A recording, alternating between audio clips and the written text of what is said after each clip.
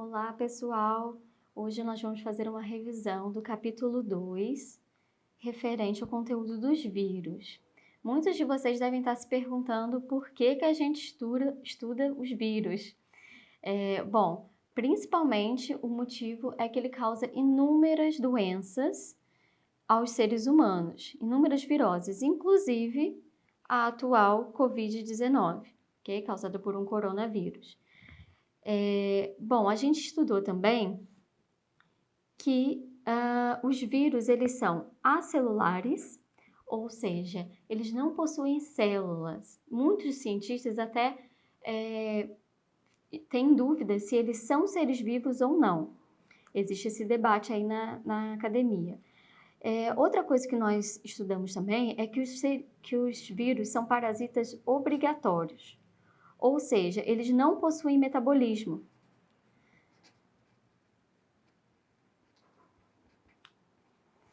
Então, eles precisam entrar dentro de uma célula de algum ser vivo para poder se reproduzir.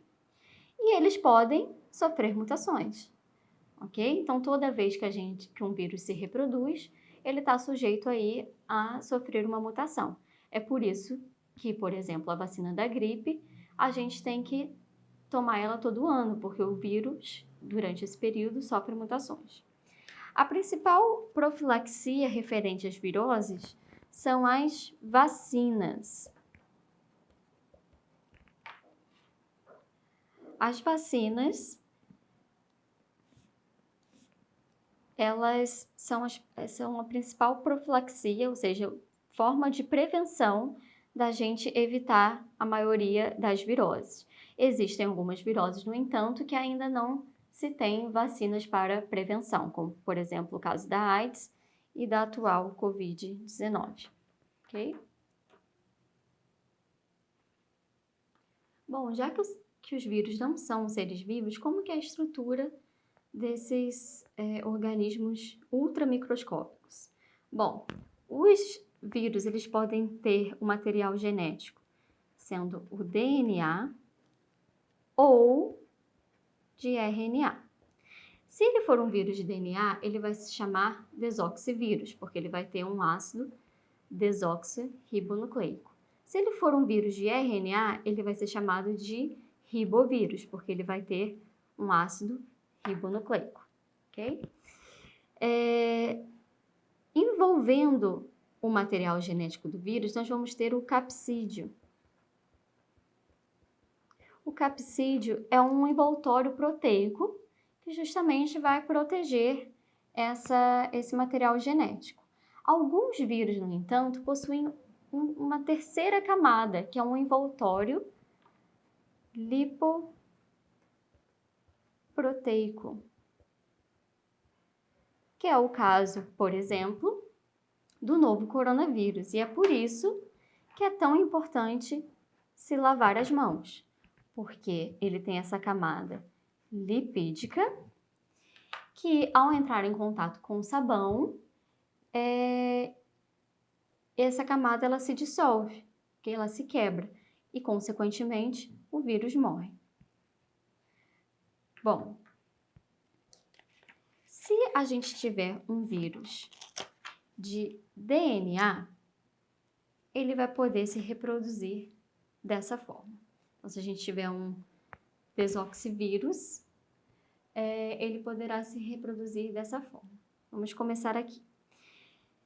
Começando pelo ciclo lítico. Então, a gente vai usar aqui como exemplo de vírus de DNA o bacteriófago, também chamado de fago. Esse bichinho aqui que parece um robozinho, ele é o vírus.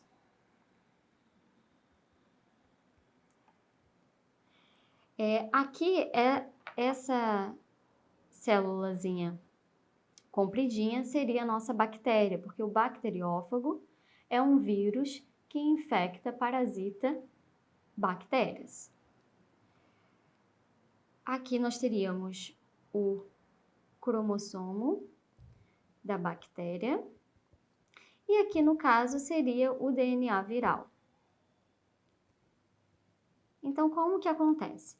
O fago, ele se adere à membrana da bactéria e injeta o material genético dele, que no caso é o DNA. Bom, quando ele injeta esse material genético, aqui a gente tem o DNA do vírus, ele pode tomar dois caminhos, ele pode seguir o ciclo lítico ou ele pode vir para o ciclo lisogênico.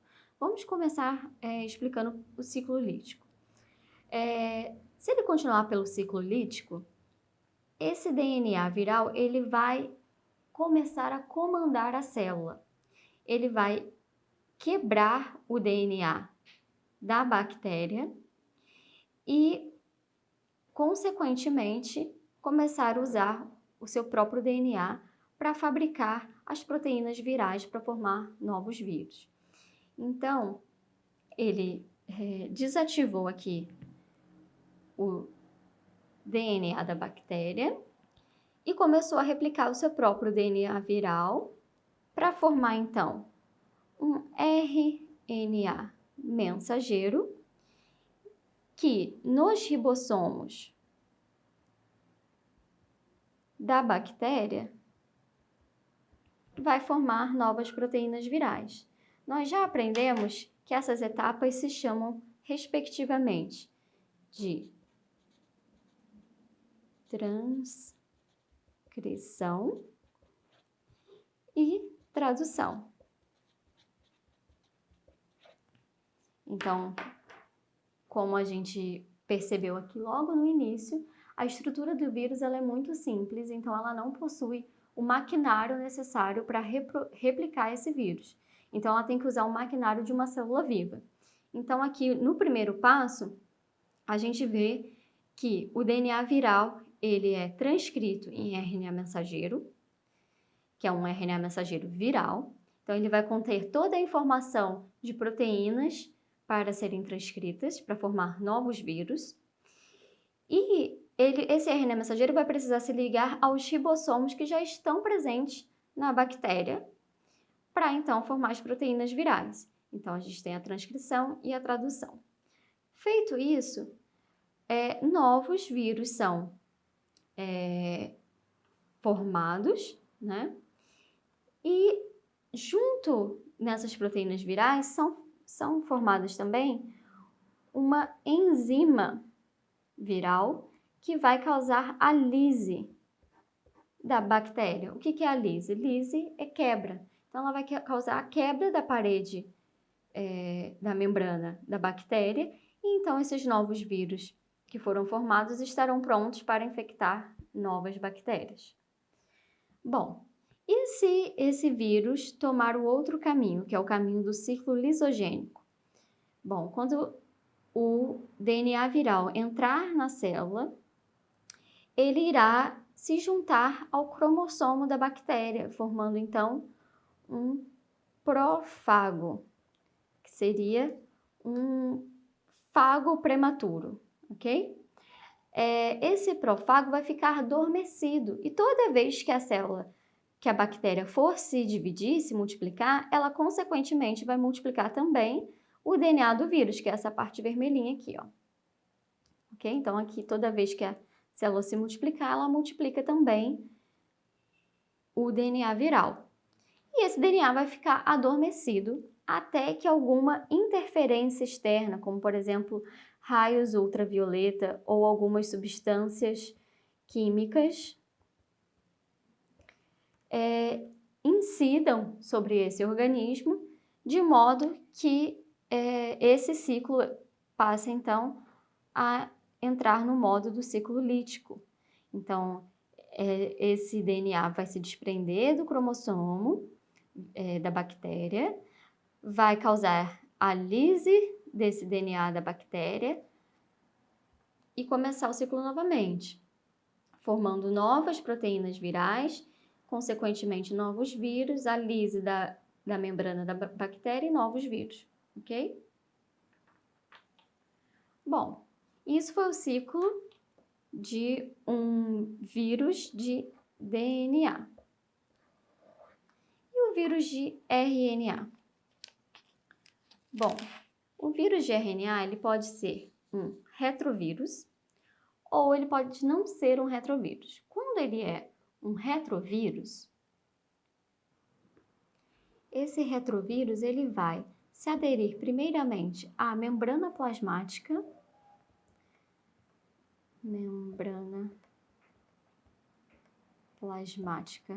do organismo que ele vai infectar. Então, ele vai se aderir e essa membrana, ela vai endocitar esse vírus, ou seja, ela vai englobar esse vírus e esse vírus vai entrar dentro da célula. Quando ele entrar dentro da célula, ele vai perder as estruturas, ele vai se desnudar, que a gente chama. Ele vai perder essa estrutura, esse envelope lipoproteico, o capsídeo, e vai liberar apenas o material genético dele, que nesse caso é o RNA. Então, essa daqui é a nossa célula hospedeira. Vou abreviar. Nesse caso do ciclo do retrovírus, o que ocorre? O RNA, ele precisa se transformar numa molécula de DNA. E aí, o RNA viral, ele produz uma enzima chamada transcriptase, que vai realizar a transcrição reversa. Vocês lembram o que é a transcrição? A transcrição, normalmente, é a transformação do DNA em uma molécula de RNA mensageiro. No caso da transcriptase reversa, ela vai transformar uma molécula de RNA, que já é um material genético do vírus retrovírus, em uma molécula de DNA. Então, ela vai fazer o inverso, graças a essas enzimas aqui, que, vale lembrar, são proteínas, transcriptase reversa, ok? Uma vez que isso ocorreu, o DNA ele vai se juntar ao cromossomo da célula hospedeira, formando assim um provírus. Bem parecido com o profágo que a gente viu no vírus de DNA. Quando ele se juntar ao provírus, toda vez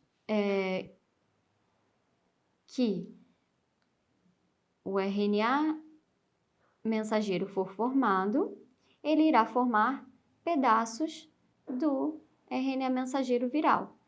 Logo, esse RNA mensageiro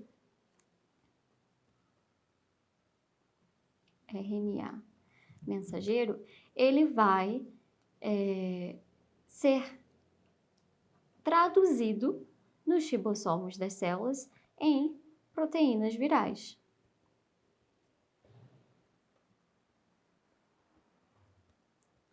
Que irá, consequentemente, formar novos vírus que, por brotamento, ele forma essas pequenas erupções na membrana celular, por brotamento, irá liberar novos vírus prontos para infectar novas células. Okay? Lembrando que a célula continua funcionando normalmente nessa etapa. Outra possibilidade é quando o ribovírus não é retrovírus. Então, ele é um pouquinho mais simples. O vírus se adere aqui, é englobado pela membrana plasmática da célula hospedeira. E aí, esse RNA, ele é automaticamente traduzido em RNA mensageiro. Esses RNA mensageiros, por sua vez, serão traduzidos em proteínas virais, que irão produzir as proteínas necessárias para formar novos vírus, ok? E por brotamento também, esses vírus, eles saem da célula e estão prontos para infectar, parasitar outras células. Um mecanismo de defesa que nós aprendemos nesse capítulo foi o interferon ou interferonas, também conhecido por IFN, que são glicoproteínas que funcionam como mensageiros intercelular. Ou seja, Se uma célula ela é infectada por um vírus, esse vírus vai colocar o material genético dele dentro dessa célula, né, com a finalidade de formar novos vírus. Essa célula, que aqui está representada pela célula A, ela vai começar a produzir interferons, ok? Que são essas moléculas em vermelho, moléculas de IFN, interferons. Essas moléculas elas vão atravessar a membrana plasmática da célula A. Enquanto isso, o vírus continua se reproduzindo aqui dentro, ok? Uma coisa não impede a outra. Essa molécula de interferon, ela vai atravessar a membrana plasmática da célula A e vai começar a procurar células que ainda não foram infectadas para avisá-las de que tem alguma coisa errada. Essas moléculas, então, de interferon, elas vão se aderir à membrana plasmática de outra célula sadia e vai estimular, então, a produção da proteína inibidora da tradução, que eu vou representar aqui por essas bolinhas pretas, ok? Proteína inibidora da tradução. O que é a tradução? É o RNA mensageiro ser traduzido em proteínas. Então, a TIP, ela vai impedir essa etapa da tradução dos vírus, do RNA mensageiro viral em proteínas. Logo, mesmo que outros vírus venham infectar essa célula, quando chegar nessa etapa, ele não vai conseguir se reproduzir, ok? Esse é um mecanismo de defesa que as nossas células possuem para evitar que os vírus se reproduzem. Muito bem, pessoal, essa foi a nossa revisão para o simulado de sexta-feira. Caso vocês ainda tenham alguma dúvida, é só entrar em contato. E no mais, eu só tenho a dizer, fique em casa. Até a próxima!